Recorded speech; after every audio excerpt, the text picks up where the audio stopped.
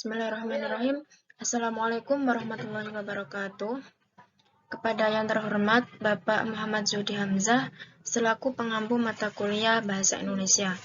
Di sini kami sebagai kelompok 2 akan mempresentasikan mengenai konsep dasar morfologi. Dengan anggota kelompok yaitu saya sendiri dengan NIM 2101031100053 dan rekan saya yaitu Lu'ul Mahrusoh dengan NIM 2101031100058.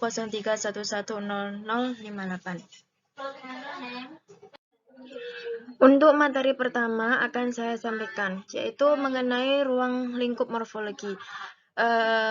Sebelumnya kita harus mengetahui apa itu morfologi terlebih dahulu. Nah, secara etimologi, kata morfologi itu berasal dari kata morf yang berarti bentuk dan kata logi yang berarti ilmu. Jadi secara harfiah, kata morfologi berarti ilmu mengenai bentuk. Nah, bentuk yang dimaksudkan di sini itu adalah bentuk kata terhadap arti dan golongan kata. Nah, kemudian terdapat beberapa ruang lingkup dalam morfologi. Yang pertama yaitu morfem. Morfem merupakan satuan gramatikal terkecil yang mempunyai makna. Di dalam bahasa Inggris, morfem itu berfungsi sebagai pembeda antara kata jamak dan kata masa lampau. Jadi, bisa disimpulkan bahwa morfem itu merupakan satuan bahasa atau gramatikal terkecil yang bermakna yang dapat berupa imbuhan ataupun kata. Kemudian ruang lingkup morfologi yang kedua yaitu morf. Morf adalah anggota morfem yang belum ditentukan distribusinya.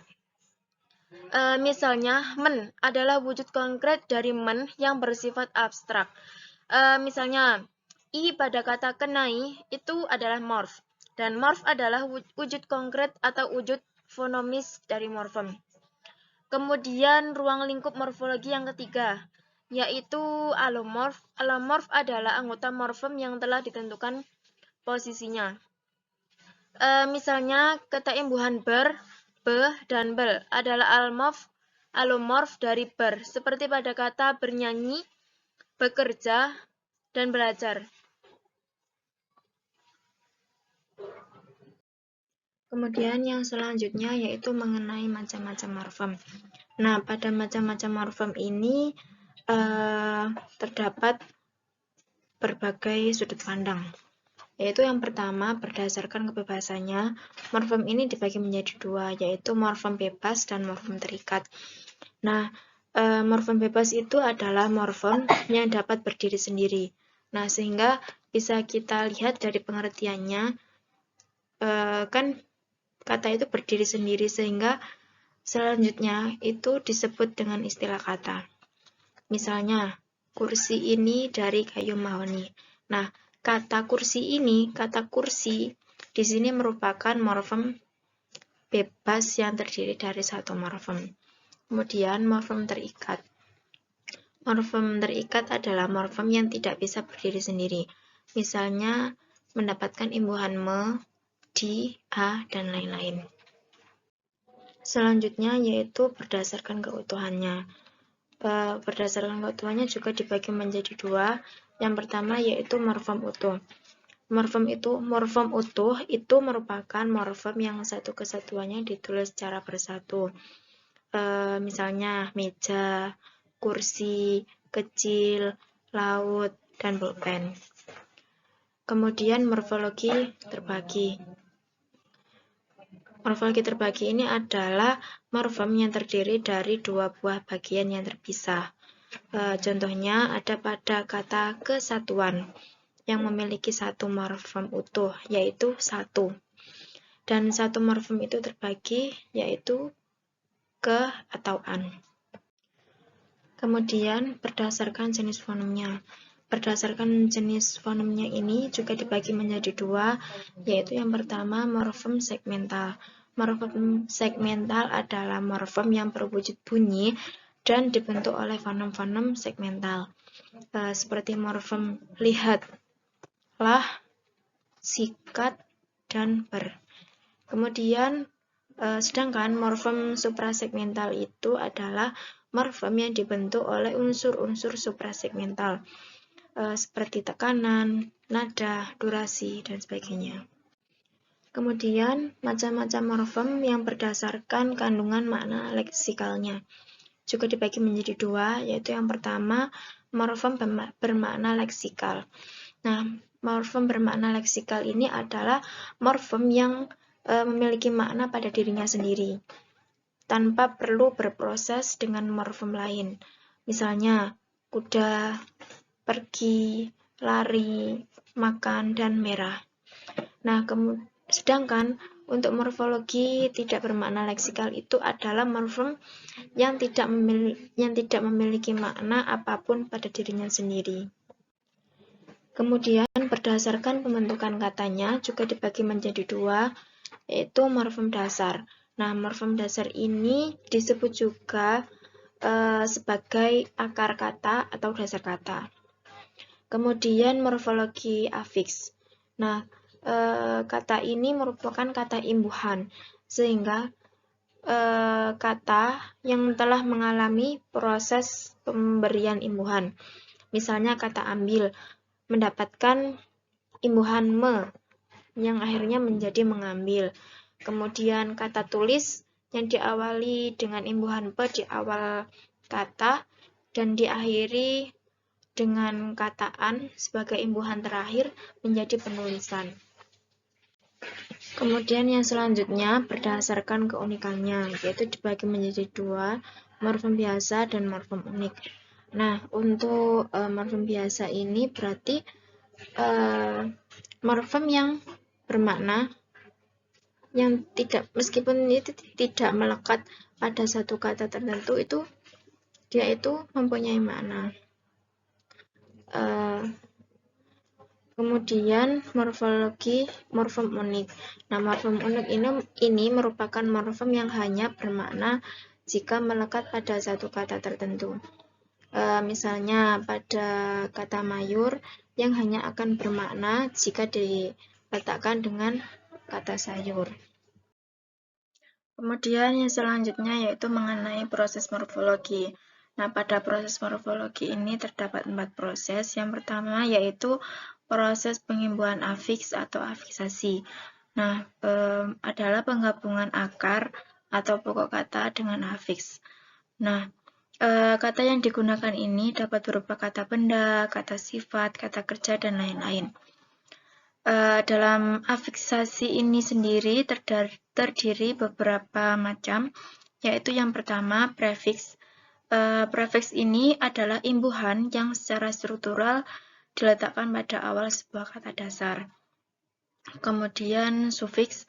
Sufiks itu adalah morfem terikat yang ditempelkan pada bagian belakang kata dasar itu. Kemudian yang ketiga yaitu infiks. Infiks itu afiks yang diselipkan di tengah kata dasar. Kemudian yang keempat yaitu konfiks. Konfiks ini merupakan gabungan dari dua macam imbuhan atau lebih yang bersama-sama membentuk satu arti. Kemudian yang terakhir yaitu kofiks. Kofiks ini adalah pemakaian beberapa imbuhan pada kata dasar yang masing-masing itu masih mempertahankan arti dan fungsinya. Kemudian proses morfologi yang kedua yaitu pemajemukan atau komposisi. Adalah proses penggabungan dasar dengan dasar atau biasanya berupa akar maupun bentuk perimbuhan. Sebagai contoh terdapat kata keras dan terdapat kata kepala. Jika digabungkan menjadi sebuah kata baru yang juga menimbulkan arti baru yaitu keras kepala. Nah, untuk materi yang selanjutnya adalah tentang pengulangan atau reduplikasi. Nah, reduplikasi ini adalah pengulangan satuan gramatik baik seluruhnya maupun sebagian, baik variasi fonem maupun tidak. Nah, hasil dari pengulangan itu disebut dengan kata ulang. Sedangkan kata yang diulang merupakan bentuk dasar, misalnya rumah-rumah, berjalan-jalan, dan sebagainya. Nah, setiap kata ulang itu sudah tentu memiliki bentuk dasar. Apabila ada kata-kata yang dipisah menjadi bentuk dasar, tetapi bentuk dasar tersebut tidak mempunyai makna, maka kata tersebut tidak termasuk ke dalam kata ulang. Contoh pada kata mondar-mandir. Apabila kata-kata tersebut dipisah menjadi bentuk dasar, maka kata tersebut tidak mempunyai arti atau makna. Kata ulang dapat digolongkan menjadi 4 golongan, yaitu yang pertama, kata ulang utuh, yang kedua adalah kata ulang sebagian, yang ketiga adalah kata ulang berimbuhan, dan yang keempat adalah kata ulang berupa fonem. Nah, kata ulang utuh itu adalah kata ulang yang dibentuk dengan cara pengulangan seluruh bentuk dasar tanpa perubahan fonem dan tidak berkombinasi dengan proses pembubuhan afiks. Misalnya, buku-buku, rumah-rumah, jadi tetap pada kata dasar. Kemudian, kata ulang sebagian, yaitu kata ulang yang dihasilkan dengan cara pengulangan sebagian dari bentuk dasarnya, misalnya berlari-lari, berkaca-kaca, dan lain sebagainya. Kemudian kata ulang berimbuhan, yaitu kata ulang yang dihasilkan dengan cara mengulang bentuk dasar dan disertai pengimbuhan, misalnya orang-orangan, rumah-rumahan, dan lain sebagainya. Kemudian yang terakhir adalah kata ulang berupa fonem, yaitu kata ulang yang dihasilkan dengan cara mengulang utuh bentuk dasarnya disertai perubahan salah satu fonem dari bentuk dasar tersebut. Nah, contohnya yaitu bolak-balik, gerak-gerik, robak-robek, dan lain sebagainya. Kemudian yaitu proses pemendekan. Nah, pemendekan ini adalah merupakan proses morfologis yang terakhir, di mana pada dasarnya proses morfologi ini memiliki tujuan akhir yang menghasilkan akronim. Nah, beberapa contoh hasil pemendekan ini adalah seperti rudal, yaitu peluru kendali, kemudian seperti Monas, Monumen Nasional, dan lain-lainnya. Nah, dalam proses pemendekan ada beberapa aturan yang berlaku dalam membuat akronim, yaitu diantaranya yang pertama, mengambil fonem pertama setiap kata, misalnya UIN, yaitu dari kata Universitas Islam Negeri. Kemudian yang kedua, mengambil suku kata pertama dari setiap kata, misalnya Puskesmas, Pusat Kesehatan Masyarakat. Kemudian yang ketiga, mengambil suku kata pertama ditambah dengan huruf pertama suku kata kedua dari setiap kata. Misalnya warteg dari kata warung Tegal, yaitu diambil kata wa kemudian ditambah dengan r. Jadi war kemudian te kemudian ditambah g, jadi warteg. Kemudian yang keempat adalah mengambil suku kata dominan yang mewakili konsep. Misalnya tilang. Kemudian yang kelima, mengambil suku kata tertentu disertai dengan modifikasi. Misalnya pilkada, pilihan kepala daerah. Dan yang keenam adalah mengambil unsur-unsur kata yang mewadai konsep tetapi tidak teratur. Misalnya satpam. Seperti itu. Baik, untuk materi yang selanjutnya adalah tentang morfofonemik. Nah, apa itu morfofonemik? Istilah morfofonemik adalah ditinjau dari segi bentuk yang terdiri dari dua bagian, yaitu unsur morfem dan unsur fonem. Nah, unsur morfem adalah satuan gramatikal terkecil yang mempunyai makna. Sedangkan fonem adalah satuan bunyi bahasa terkecil yang dapat membedakan arti. Maka dari itu dapat dikatakan sebagai suatu subsistem dalam linguistik yang dibentuk dari dua unsur yang berlainan, namun keduanya itu berkaitan dan saling membutuhkan dalam membentuk sebuah kata, yaitu kata bahasa Indonesia. Contohnya yaitu dalam kalimat, hindari mengeklik OK untuk mengakhiri pengaturan parameter. Nah, untuk morfemnya ini adalah dari kata klik yang kemudian ditambahi dengan imbuhan. Imbuhannya adalah ng, yaitu menjadi mengeklik. Jadi mengeklik ini adalah yang disebut morfofonemik, yaitu gabungan antara morfem dan fonem. Adapun contoh lain yaitu dari kata desain. Kalimatnya seperti ini. Orang itu sedang mendesain rumahnya sendiri. Nah, kata desain itu kemudian dikasih imbuhan me dan n, kemudian menjadi kosakata mendesain. Nah, itu yang dimaksud morfofonemiknya. Seperti itu. Nah, untuk materi yang selanjutnya adalah analisis morfologi deskriptif. Di sini saya mengambil contoh proses morfologis dalam novel Sarinah yang berjudul Kewajiban Wanita dalam Perjuangan Republik Indonesia karya Insinyur Soekarno. Nah, dalam penggalan novel tersebut, ini terdapat kata tetamu, di mana kata tersebut terdapat dalam proses morfologis reduplikasi sebagian. Nah, mengapa kok disebut reduplikasi sebagian? Karena di sana tidak ada pengulangan bentuk dasar tamu menjadi tamu-tamu. Nah, pengulangan sebagian ini berasal dari bentuk dasar T di awal kata tamu yang menunjukkan adanya reduplikasi dari kata dasar tamu, sehingga mengandung arti banyak tamu. Jadi, tujuan dari penggunaan sebagian dari fonem T menunjukkan jumlah sebagai pengganti reduplikasi tamu-tamu. Seperti itu. Baik, di sini saya akan menjelaskan bagaimana penerapan pembelajaran morfologi. Sebelumnya di sini terdapat dua tingkatan, yaitu tingkatan rendah dan tingkatan tinggi. Dan di sini saya akan menjelaskan mengenai tingkatan rendah terlebih dahulu. Yang pertama yaitu dengan mengenalkan huruf dengan penyampaian yang menyenangkan, yaitu seperti mengajar siswa dengan cara mengenalkan huruf A sampai Z dan memastikan agar siswa tersebut itu bisa mengucapkan huruf-huruf tersebut dengan baik dan benar juga. Kemudian yang kedua yaitu mengajarkan siswa menghafal suku kata, seperti mengajarkan suku kata ba, bi, bu, be, bo sampai pada abjad terakhir yaitu za, zi, zu, ze, zo, agar siswa tersebut itu terbiasa dalam mengucapkannya. Kemudian yang ketiga yaitu mengajak siswa membaca suku kata yang bervariasi, seperti pada kata bola yang terdiri dari dua suku kata yaitu bo dan la. Kemudian terdapat contoh lagi buku yang terdiri dari dua suku kata juga, bu dan ku. Kemudian yang keempat yaitu mengajari siswa membaca kata yang berakhiran huruf mati. Seperti mengenalkan huruf-huruf mati itu terlebih dahulu. Misalnya huruf matinya itu ada NG, ada NY, dan sebagainya. Nah, dan huruf konsonan lainnya apabila dijadikan huruf mati. Kemudian melatih siswa untuk membaca kata utuh. Seperti pada awalan, mungkin siswa tersebut tidak bisa membaca langsung, pasti mengejanya terlebih dahulu.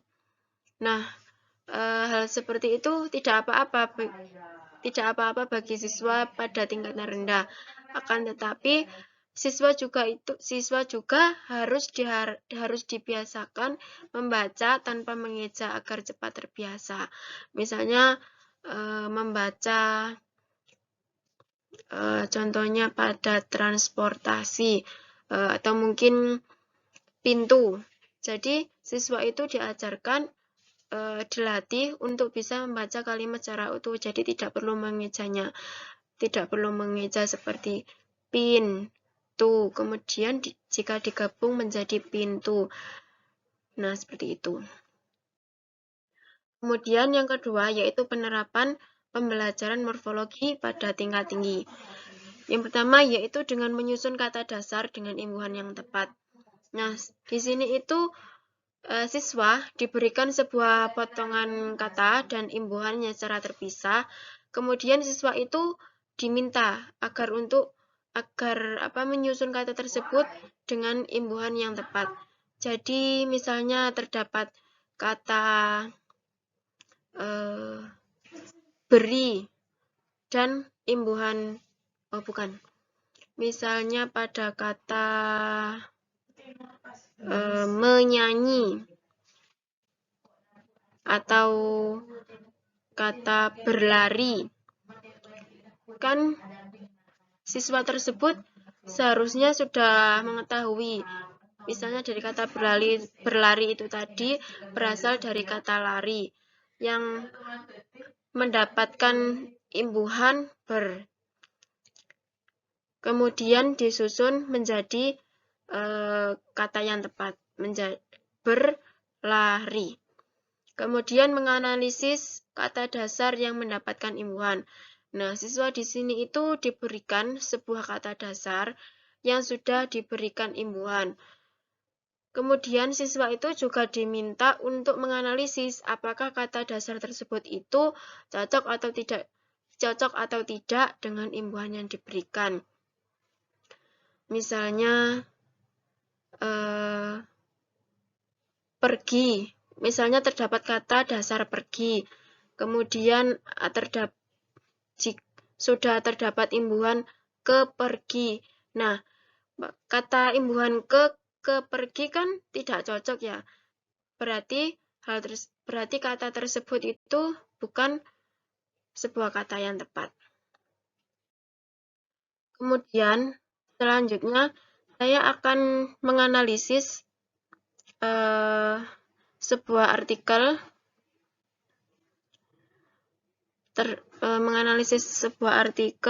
yang termasuk dalam kata morfologi itu apa saja. Nah, jadi untuk yang tanda yang bergaris kuning itu atau kata yang berwarna kuning itu merupakan contoh proses morfologi konfiks atau morfologi gabungan yang mendapatkan imbuhan per, an, dan ke-an. Kemudian terdapat juga kata yang berwarna hijau, yang mana merupakan contoh proses morfologi awalan atau prefiks dengan imbuhan ber, me, pe, per, ke, ter, se, dan awalan-awalan baru lainnya. Kemudian terdapat juga kata yang berwarna merah. Nah, di situ juga termasuk morfofonemik. Kemudian kata yang berwarna biru itu merupakan contoh proses morfologi kofiks dengan imbuhan mekan, dikan, meperkan, dan diperkan. Kemudian terdapat juga kata yang bergaris warna pink. Nah, di situ merupakan contoh proses morfologi akhiran atau sufiks dengan imbuhan an, i, kan, nya, man, wan, wati, dan sufiks-sufiks yang asing. Kemudian terdapat juga kata yang bergaris bawah abu-abu. Nah, di situ merupakan contoh proses morfologi berupa pengulangan.